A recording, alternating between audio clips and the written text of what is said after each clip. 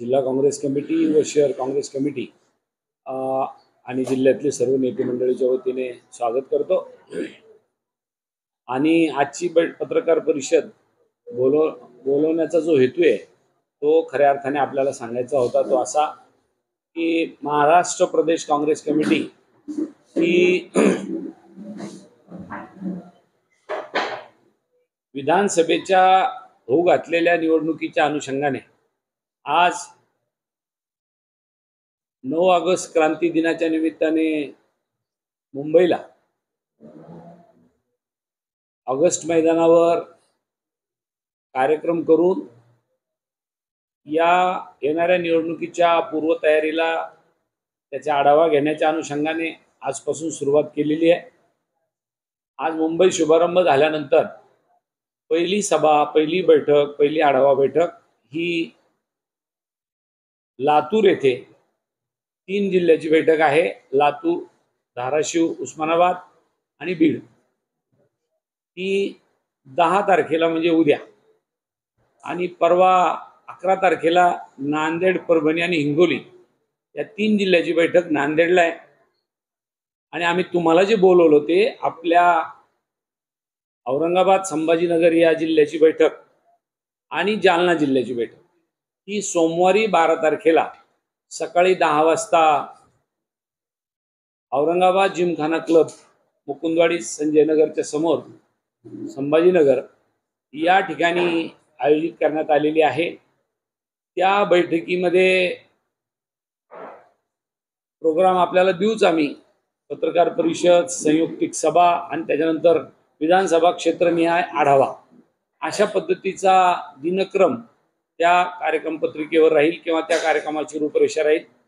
आणि साधारणपणे पहिली संयुक्त सभा झाल्यानंतर, पत्रकार परिषद संयुक्त सभा झाल्यानंतर साधारणपणे प्रत्येक विधानसभा क्षेत्राचा आढावा घेण्याचं काम या निमित्ताने प्रदेश काँग्रेस कमिटीचे आमचे प्रभारी, दिल्लीवरून जे राज्याकडे प्रभारी म्हणून काम पाहतात ते आदरणीय नामदार रमेशजी चेन्नीथाला साहेब, ऑल इंडिया काँग्रेस कमिटीचे सरचिटणीस तथा महाराष्ट्राचे प्रभारी, त्याचबरोबर या बैठकीला आढावा घेताना त्यांच्या समवेत प्रदेश काँग्रेस कमिटीचे अध्यक्ष सन्माननीय नानाभाऊ पटोले, त्यानंतर CLP लीडर, सभागृहाचे नेते, काँग्रेसचे ज्येष्ठ नेते सन्माननीय बाळासाहेबजी थोरात साहेब, त्यांच्यानंतर त्याचप्रमाणे विरोधी पक्ष नेते सन्माननीय विजयजी वडेट्टीवार साहेब, विधान परिषदेतले विरोधी पक्ष नेते सतेज बंटी पाटील साहेब आणि याप्रमाणे आपल्या मराठवाड्याचे माजी मंत्री सन्माननीय अमित देशमुख साहेब, हे सगळेजण मराठवाड्यातल्या 10, 11 आणि 12 या 3ही दिवशी या दौऱ्यावर आहे।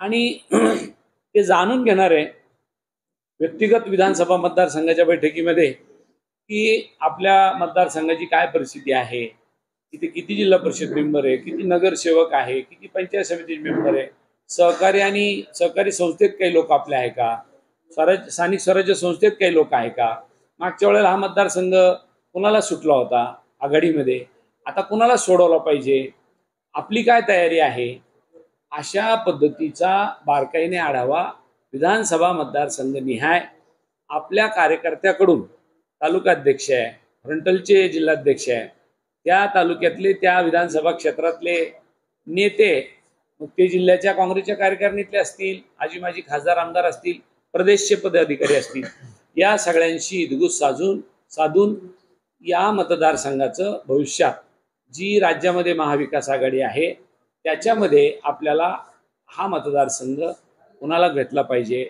या अनुषंगाने, किंबहुना तिथं कोणाला उमेदवारी दिली पाहिजे याही अनुषंगाने साधारण ही सगळी मंडळी येऊन चाचपणी करून आढावा घेऊन जाणार आहे।